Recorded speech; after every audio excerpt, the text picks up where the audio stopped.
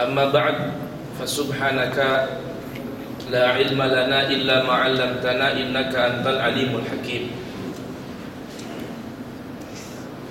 Rabbi shrah li sadri wa yassir li amri wahlul 'uqdatan min lisani yafqahu qawli.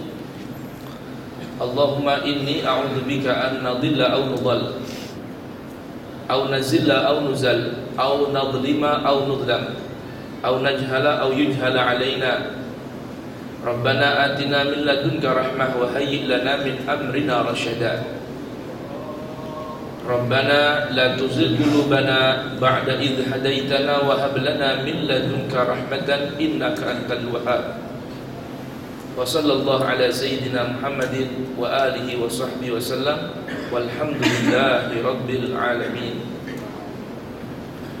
Para hadirin dan hadirat, ikhwan dan akhwat yang diberkati, dirahmati oleh Allah tabaraka wa taala, jamaah Masjid Al-Hidayah sekalian, alhamdulillah di siang hari ini Allah tabaraka wa taala kembali izinkan pertemukan kita bersama-sama di masjid ini untuk melaksanakan kewajiban dari Allah subhanahu wa ta'ala, yaitu salat zuhur berjamaah seraya mengisi waktu antara zuhur hingga kembali kita melaksanakan amanah menjemput rizki kita dengan merenungkan ayat-ayat Allah tabaraka wa ta'ala, yaitu mengenal Islam melalui bimbingan Al-Quranul Karim.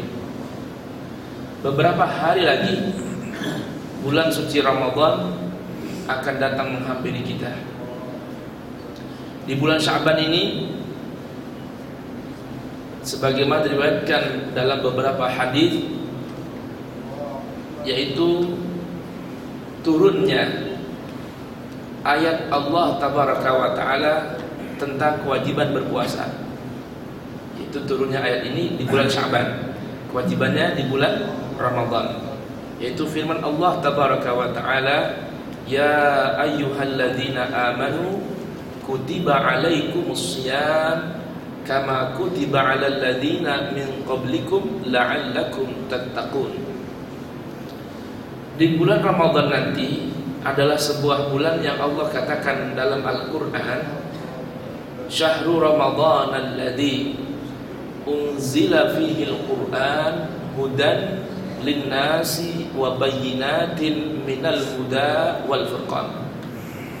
Yaitu Ramadan adalah sebuah bulan yang unzila fihi, diturunkan di dalamnya Al-Qur'an, hudan sebagai penuntun, linnasi bagi manusia. Jadi Al-Quran dikatakan, Ramadan dikatakan oleh Allah tabaraka wa ta'ala adalah sebuah bulan yang di dalamnya diturunkan sebuah bacaan. Arti Al-Quran adalah bacaan, sebagai hudan, penuntun, linnasi bagi manusia yang ingin jadi manusia tentunya. Jadi jangan hanya rupa bentuknya manusia, tapi karakter, perilakunya, hatinya, apa yang ada di dalamnya tidak mencerminkan manusia. Oleh karenanya Al-Quran diturunkan sebagai hudan, pedoman, penuntun hidup bagi manusia. Manual book, buku panduan hidup bagi manusia. Wa bayyinatin, dan isinya itu adalah penjelasan, keterangan secara terperinci. Segala apa yang berada dalam dunia beserta isinya sudah Allah tabaraka wa ta'ala jelaskan dalam Al-Quran. Wal furqan, selain sebagai penuntun, selain sebagai penjelas, sebagai apa lagi? Sebagai furqan, pembeda mana yang hak dan mana yang batil, mana yang baik, mana yang buruk, mana yang benar, mana yang tidak benar. Itulah Al-Quran diturunkan oleh Allah subhanahu wa ta'ala. Di antara fungsinya 3 hal tersebut.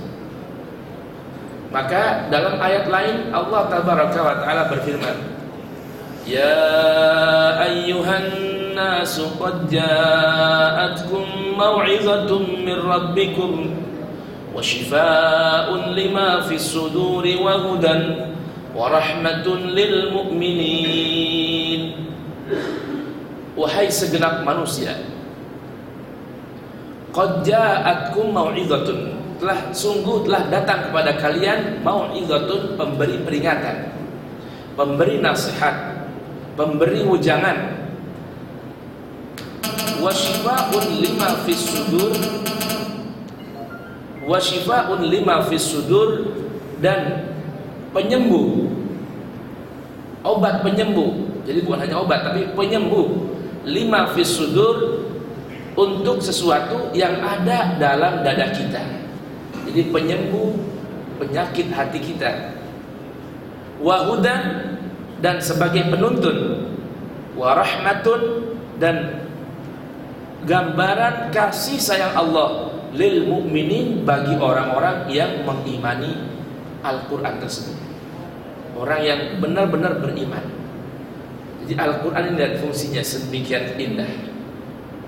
Oleh karenanya renungan kita di siang hari ini, saya akan bacakan beberapa ayat dari surat Ali Imran, mulai ayat 101 hingga ayat 105. Mari kita renungkan bersama-sama apa yang Allah tuntunkan dalam Ali Imran ini yang berkaitan dengan hal tadi juga. A'udzu billahi minasy syaithanir rajim. Wa kaifa takfuruna wa antum tutla 'alaikum ayatullahi wa fiikum rasuluhu وَمَنْ يَعْتَصِمْ بِاللَّهِ فَقَدْ هُدِيَ إِلَى صِرَاطٍ مُسْتَقِيمٍ يَا أَيُّهَا الَّذِينَ آمَنُوا اتَّقُوا اللَّهَ حَقَّ تُقَاتِهِ وَلَا تَمُوتُنَّ إِلَّا وَأَنْتُمْ مُسْلِمُونَ واعتصموا بحبل الله جميعا ولا تفرقوا واذكروا نعمة الله عليكم إذ كنتم أعداء فألف بين قلوبكم فأصبحتم بنعمته إخوانا وكنتم على شفا حفرة من النار فأنقذكم منها كذلك يبين الله لكم آياته لعلكم تهتدون ولتكن منكم أمة يدعون إلى الخير ويأمرون بالمعروف وينهون عن المنكر وأولئك هم المفلحون ولا تكونوا كالذين تفرقوا واختلفوا من بعد ما جاءهم البينات وأولئك لهم عذاب عظيم. Ma'asyiral muslimin, jamaah Masjid Al-Hidayah yang dimuliakan Allah Subhanahu wa ta'ala, mari kita renungkan bagaimana Allah Subhanahu wa ta'ala memberikan peringatannya untuk kita. Di sini Allah Subhanahu wa ta'ala mengajak kita berbicara, wa kaifa takfuruna, dan bagaimana bisa takfuruna, kalian sering mengingkari, melakukan keingkaran, wa antum tutla alaikum ayatullahi, sedangkan di tengah-tengah kalian, tutla dibacakan, alaikum atas kalian, ayatullahi, ayat-ayat Allah.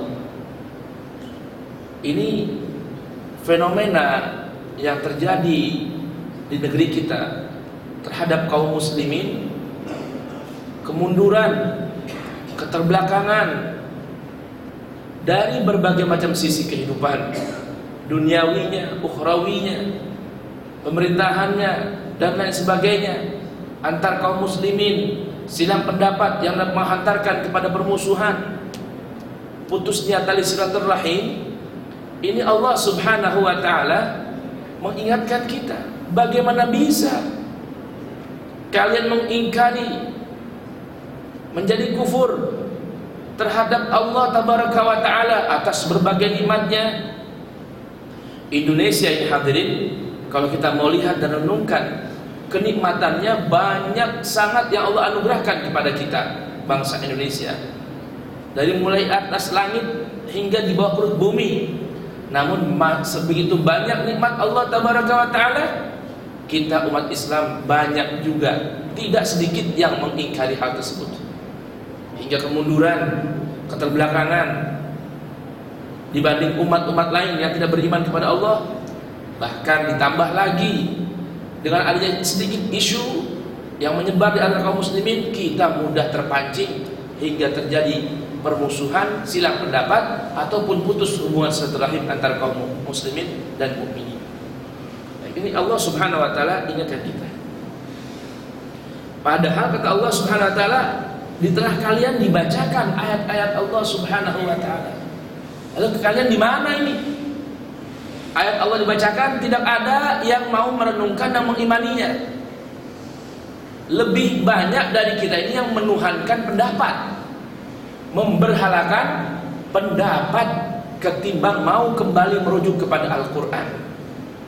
Padahal ayat lain Allah Subhanahu wa ta'ala memberitahukan kepada kita tentang bahayanya umat Yahudi yang bagaimana karakter mereka. Di antaranya, ittakhadhu ahbarahum wa ruhbanahum arbaban min dunillah. Mereka menjadikan para pendeta dan rahib-rahib mereka sebagai Tuhan yang ditaati, diikuti dari selain Allah Subhanahu wa ta'ala. Jadi lebih menuhankan pendapat para rahib dan para pendeta. Nah, ini kira-kira terjadi tidak ya di tengah-tengah kita Islam? Hampir serupa.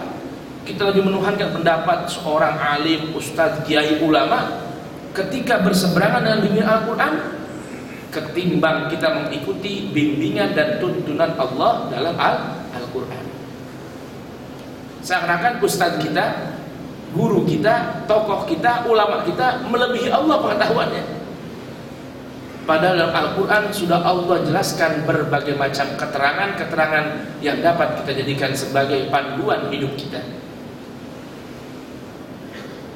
Wa fiikum rasuluh. Selain ayat-ayat Allah dibacakan di tengah-tengah kalian, di tengah kalian pun ada Rasulullah sallallahu alaihi wasallam. Maksudnya, di tengah-tengah kita ada Al-Quran dan Sunnah Nabi sallallahu alaihi wasallam. Dan seringlah saya ingatkan, pengertian berbeda antara pengertian Al-Quran, As-Sunnah dengan Al-Hadith. Kalau Al-Hadith adalah riwayat-riwayat yang disandarkan dari ucapan, perbuatan dan sikap Rasul sallallahu alaihi wasallam. Dan itu belum tentu sahih, belum tentu benar. Namun kalau sudah disebut dengan as-sunnah, sunnah adalah aplikasi, praktek dari teori yang ada dalam Al-Quran atau metode yang dicontohkan langsung oleh Ar-Rasul sallallahu alaihi wasallam. Dan ini tidak mungkin apabila praktek, aplikasi, metode yang dicontohkan oleh Ar-Rasul sallallahu alaihi wasallam berseberangan dengan Al-Quran. Jadi kalau ada istilah sunnah, berarti apa? Sudah pasti itu cocok dengan Al-Quran. Karena tidak mungkin kalau ada sesuatu ucapan, sikap, perbuatan, keputusan, statement dari Ar-Rasul sallallahu alaihi wasallam yang ditugaskan membawa wahyu Al-Quran untuk kita, tapi isinya berseberangan dengan Al-Quran. Kira-kira masuk akal apa enggak kira-kira? Masuk akal kan? Rasul tugasnya membawa apa? Al-Quran, tapi ucapannya, perbuatannya, sikapnya, statementnya, keputusannya berseberangan dengan apa yang dibawa. Itu mustahil. Oleh karena itu kita perlu pahami ayat ini adalah sebuah peringatan dari Allah Subhanahu wa ta'ala. Jangan sampai kita mengingkari ajaran Islam ini Padahal di tengah kita dibacakan ayat-ayat Allah dan dipraktekkan melalui sunnah-sunnah Rasul Sallallahu Alaihi Wasallam. Oleh karenanya Allah lanjutkan sebuah resep atau pesan. Wa may ya'tasim billahi faqad hudiya ila siratim mustaqim. Wa man, dan siapa orang ya'tasim yang berpegangan dengan teguh billahi dengan Allah, faqad hudiya, maka sungguh dia telah dibimbing, dituntun ila siratin mustaqim, kepada jalan yang lapang, lebar, luas, mustaqim, lurus. Ingat tidak? Kita sudah pernah kaji kan arti siratul mustaqim? Arti siratul mustaqim itu 4L: lapang, lebar, luas, dan lurus. Itu namanya siratul mustaqim. Jalannya orang-orang yang telah diberikan kesuksesan oleh Allah dunia dan akhiratnya. Siapa itu mereka? Dan bacakan Al-Fatihah akhir ayatnya, siratal ladzina an'amta 'alaihim minan nabiyyin wasiddiqin wasyuhada wassalihin wa hasuna ulaika rafiqa. Gitu. Ini namanya orang yang berpegangan dengan teguh kepada Allah Subhanahu wa taala, maka orang ini akan dibimbing, dituntut menuju tadi siratal mustaqim. Nah, berpegangan teguh ini artinya bukan hanya memegang saja, tapi pegangan dengan erat dan kuat. Dalam bahasa Arab, arti berpegang itu tamassaka, masaka atau tamassaka, berpegangan. Tapi kalau iktisam itu berpegangan dengan kuat dan kokoh. Nah, berpegangan dengan Allah bagaimana? Allah merupakan zat yang wajib adanya, namun tidak dapat kita sentuh, tidak dapat kita pegang, karena Allah Subhanahu wa ta'ala bukan zat yang berbentuk gambar yang kelihatan dan dapat kita rasakan, karena Allah bukan hay'ah mu'allafah atau hay'ah murakkabah, bukan satu benda yang tersusun, ya, bukan. Allah adalah zat yang wajib adanya, ya, yang tidak memerlukan ruang dan tidak memerlukan waktu, karena Allah bukan jasmani seperti kita. Nah, berpegangan kepada Allah tentunya bukan berpegangan dengan bentuknya, namun berpegangan dengan kokoh melalui apa yang Allah sampaikan kepada nabinya, utusannya, dari bangsa atau jenis yang sesama dengan kita, yaitu para siapa? Para nabi dan ar-rasul. Mereka membawa nih ajaran Allah untuk kita berpegang teguh kepadanya. Dalam hal ini apa tentunya? Yaitu Al-Quran. Nanti Allah akan lanjutkan penjelasannya di bawah ini. Apa yang dimaksud dengan berpegang teguh dengan Allah? Ya ayyuhalladzina amanu taqullah, hai orang-orang yang mengaku beriman kepada Allah, ittaqullah, takutlah kalian kepada Allah, haqqa tuqatihi, dengan sebenar-benar takwa. Diupayakan sekuat tenaga untuk bertakwa, melaksanakan berbagai macam perintah Allah, mulai yang wajib maupun yang sunnah, dan menjauhi berbagai macam larangannya, baik yang haram, yang syubhat ataupun yang makruh sekalipun. Wala tamutunna illa wa antum muslimun, dan pesan Allah, jangan sekali-kali kalian mati kecuali dalam keadaan muslim, yaitu berpasrah diri kepada Allah Subhanahu wa ta'ala. Lihat ini, kalau kita mau renungkan ayat ini di Al-Quran gak ada, Pak. Nah, kita jumpai itu pesan Allah, jangan sampai kita mati kecuali dalam keadaan Islam. Tidak akan kita jumpai fanatisme dalam Al-Quran. Sektarian pun tidak akan didapatkan dalam Al-Quran. Jadi Allah pernah pesan nih, hai sekalian manusia, bertakwalah kepada Allah, dan jangan sekali-kali kalian mati kecuali dalam keadaan NU. Ada nggak situ Al-Quran? Ada nggak? Ada. Muhammadiyah ada. Salafi ada nggak? Khalafi ada nggak? Sunni ada nggak? Syi'i ada nggak? Ada kan? Allah bilang bagaimana? Jangan kalian mati kecuali dalam keadaan muslim. Muslim doang. Gak ada sebutan tambahan muslim, Syafi'i, Hanafi, Maliki, Hambali. Ada gak? NU, Persis, Muhammadiyah, Salafi, Tabligh, Wahabi, ada itu. Syiah, Sunnah, ada gak? Gak ada. Yang ada, jangan sekali-kali kalian mati kecuali dalam keadaan muslim. Hari ini yang menungguan ini. Pesan Allah, wa'tasimu bihablillahi jami'a. Tadi kan dibilang tuh, wa man ya'tasim billah. Siapa orang yang berpegang teguh kepada Allah. Maksudnya apa nih? Sini jelaskan sama Allah.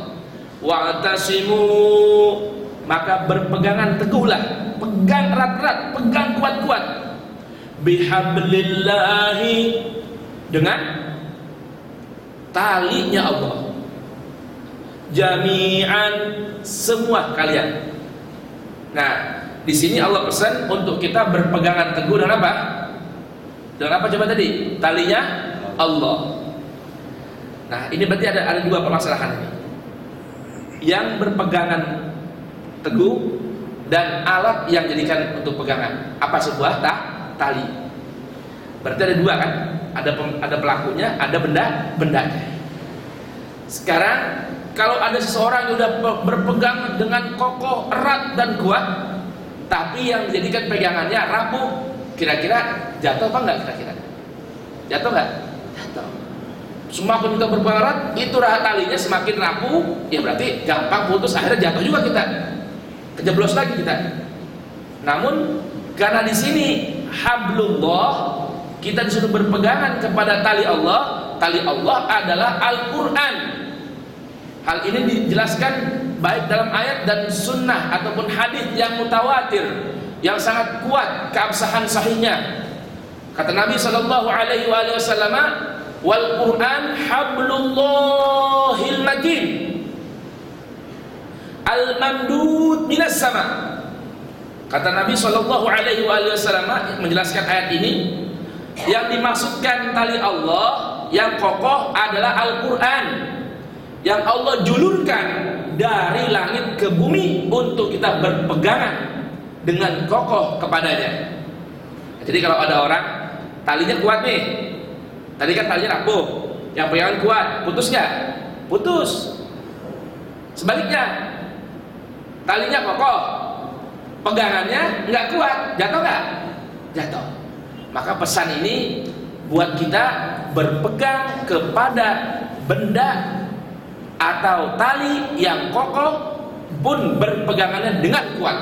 Jangan mudah goyah dengan ada pendapat seseorang yang mengatakan begini begitu. Jangan pikirkan itu, lewatin aja. Kita yang penting berpegang dengan kokoh, pegangannya Al-Quran. Karena Al-Quran adalah tali Allah yang kuat yang dapat menghantarkan kita untuk apa? Mati dalam keadaan Islam. Tuh, itu tali Allah tuh. Kita mau nggak dia berpegang dengan kuat? Dalam ayat-ayat banyak Allah jelaskan bahwa orang yang berpegang dengan Al-Quran akan menghantarkan dia kepada siratin mustaqim. Nah, kita ini sekarang berada dalam sebuah kondisi yang mana tadi saya katakan orang banyak menuhankan pendapat, menuhankan riwayat, menuhankan guru, walaupun berseberangan dengan tuntunan Al-Quran. Diseakan gurunya, riwayatnya lebih benar daripada Al-Quran. Ini akhirnya timbul perpecahan antara kaum muslimin satu dengan yang lain. Yang satu mengklaim ana dan kelompok ana, guru ana yang paling benar. Kelompok ente, diri ente, guru ente kagak benar. Banyak kan begitu? Banyak tuh sekarang tuh. Kelompok ana ini yang benar, ente bid'ah, ente sesat, ente kafir. Mudah sekali. Karena apa tuh? Disebabkan menuhankan riwayat dan menuhankan pendapat, meninggalkan Al-Quran. Maka pernah ada sebuah ungkapan yang indah dari seorang ulama. Apa kata beliau? Man ja'ala Qur'ana amamahu qadahu ilal jannah, wa man ja'ala Qur'ana wara'ahu saqahu ilal nar. Kata beliau, siapa orang yang menjadikan Al-Quran imamnya, ada di depannya, pimpinannya, maka Al-Quran akan menuntun dia masuk ke dalam surga dengan selamat. Hingga ucapannya, perbuatannya, sikapnya akan dibimbing oleh Al-Quran. Kata dibilang tuh, faqad hudiya ila siratin mustaqim. Yang berpegang pada Al-Quran akan dibimbing kepada siratin mustaqim, yang nanti bermuara kepada surganya Allah Subhanahu wa ta'ala, berujung pada surganya Allah Subhanahu wa ta'ala. Dan siapa orang yang menjadikan Al-Quran di belakangnya, bukan Al-Quran di belakang, bukan maksudnya. Maksudnya adalah kalau ada keinginannya, pendapatnya enggak sejalan sama Al-Quran, Al-Quran tetap di belakang. Jadi seakan-akan Al-Quran suruh ikut apa? Ikut sama pendapat dirinya. Maka orang yang seperti ini, kata beliau, saqahu ilan nar, akan diseret, digiring oleh Al-Quran. Padahal dibimbingan, dituntun pelan-pelan. Ini diseret, di mana? Digeret bahasa kita ya.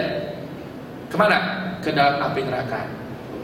Hingga ucapannya walaupun indah, tapi sebenarnya menggiring dia ke dalam api neraka.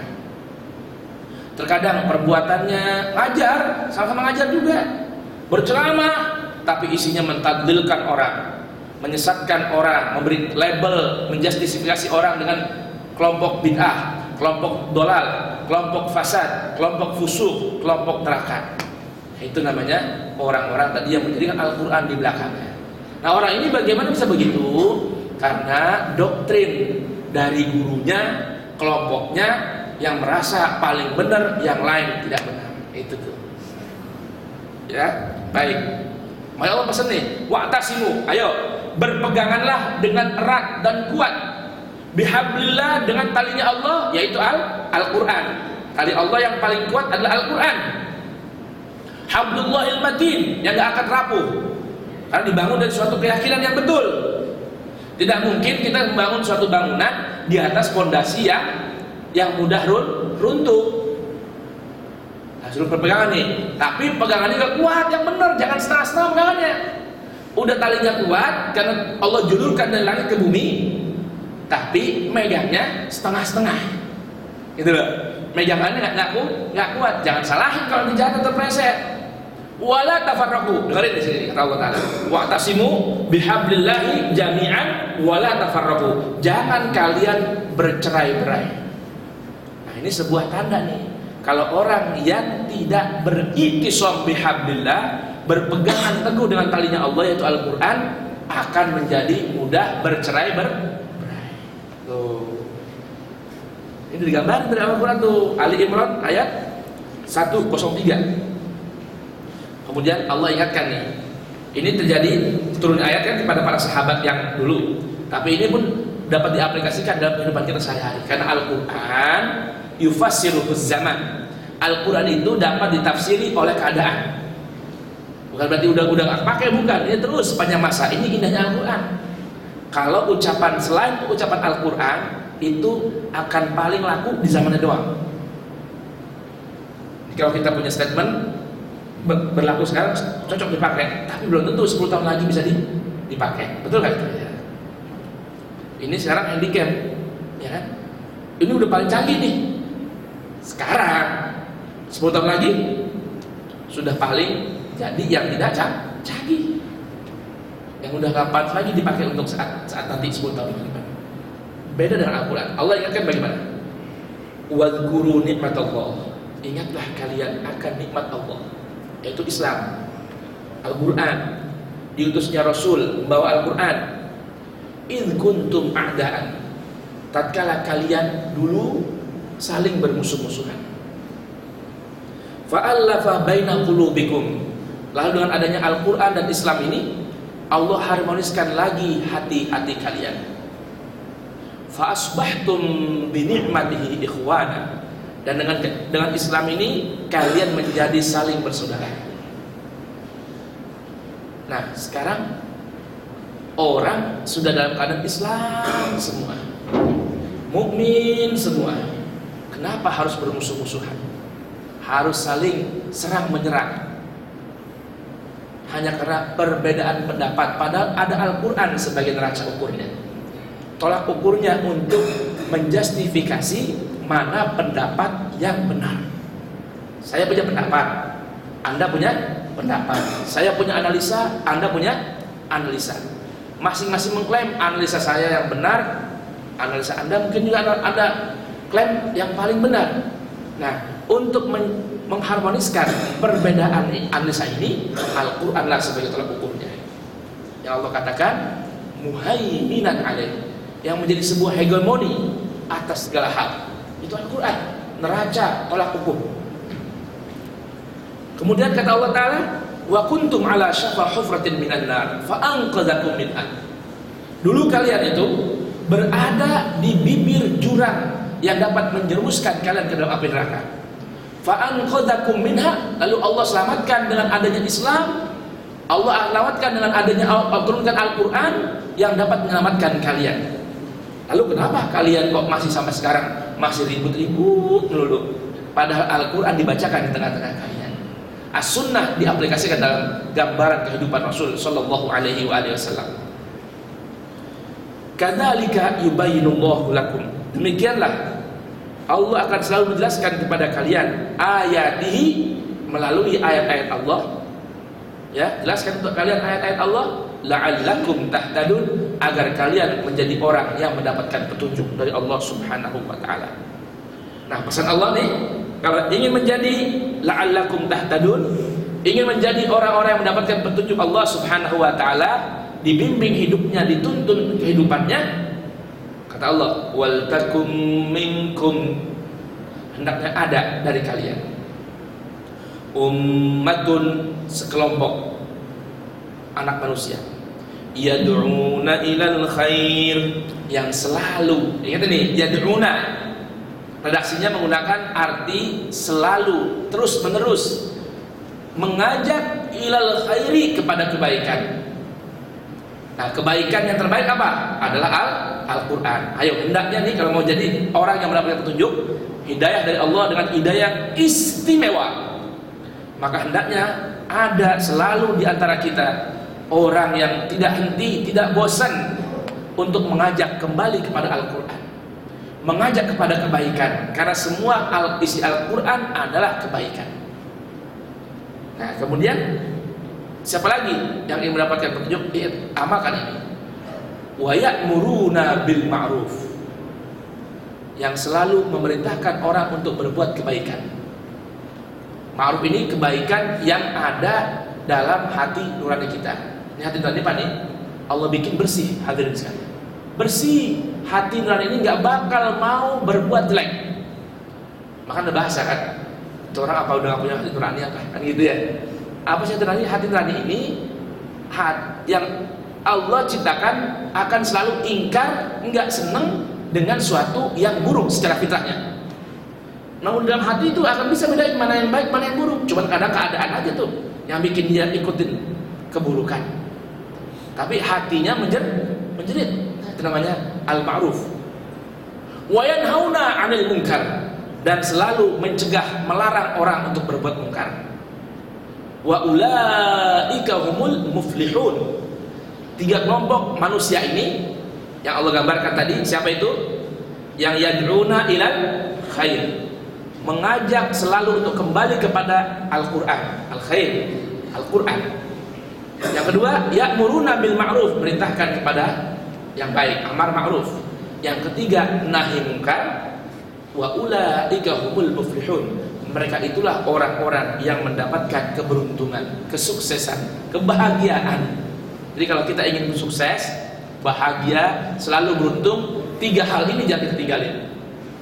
Dengan berpegang kepada Al-Quran tadi, tali Allah yang sangat kokoh. Aplikasinya dengan apa? Selalu tidak henti, tidak bosan. Apa? Mengajak kembali kepada Al-Quran. Kemudian tidak bosan untuk mengamar ma'ruf, dan tidak henti untuk nahi munkar, untuk mendapatkan keberuntungan, kebahagiaan dalam kehidupan dunia dan akhirat. Dan pesan Allah yang terakhir dalam ayat ini bagaimana? Wala takunu kalladzina tafarraqu, jangan kalian jadi, hati-hati nih, jangan sampai jadi Seperti apa? Orang-orang, sekelompok orang tafarraqu yang terpecah belah, bercerai-berai. Wakhtalafu dan selalu silang pendapat. Itu ya, sama Allah dikabarin nih. Jangan kita jadi orang seperti ini, yang terpecah belah, bercerai-berai, silang pendapat terus, isinya hidupnya mau beda pendapat mulu, mau jadi yang lain dulu, mau jadi yang beda dulu. Tuh, ini hati-hati nih. Tapi yang bagaimana mereka ini? Yang mim ba'di ma ja'ahumul bayyinah, yaitu mereka yang sudah datang kepada mereka berbagai macam keterangan, penjelasan dari Allah Subhanahu wa taala, namun mereka enggak mau mengikutinya. Lebih mau ikut pendapatnya, lebih mau ikutin hawa nafsunya. Maka kata Allah, wa ulaika lahum adzabun adzim. Nah, mereka ini akan mendapatkan ganjaran balasan dari Allah berupa azab yang sangat besar, azab yang sangat pedih. Nah, oleh karena itu, agar kita tidak menjadi orang-orang yang Allah warning di akhir ayat 105 ini, Ali Imran 105 ini, maka hendaknya kita amalkan tadi pesan-pesan Allah Subhanahu wa ta'ala. Mulai ayat Allah, wa'tasimu bihablillahi jami'an wa takun minkum ummatun yad'una ilal khair wa ya'muruna bil ma'ruf wa yanhauna 'anil munkar wa ulaika humul muflihun. Mudah-mudahan Allah Subhanahu wa taala jadikan kita orang-orang yang dapatkan keberuntungan melalui berpegang teguh, berpegang kokoh terhadap tali Allah berupa Al-Qur'anul Karim dan sunnah Nabi Muhammad sallallahu alaihi wa alihi wasallam. Subhanakallahumma wa bihamdika asyhadu an la ilaha illa anta astaghfiruka wa atubu ilaik. Walhamdulillahi rabbil alamin. Assalamualaikum.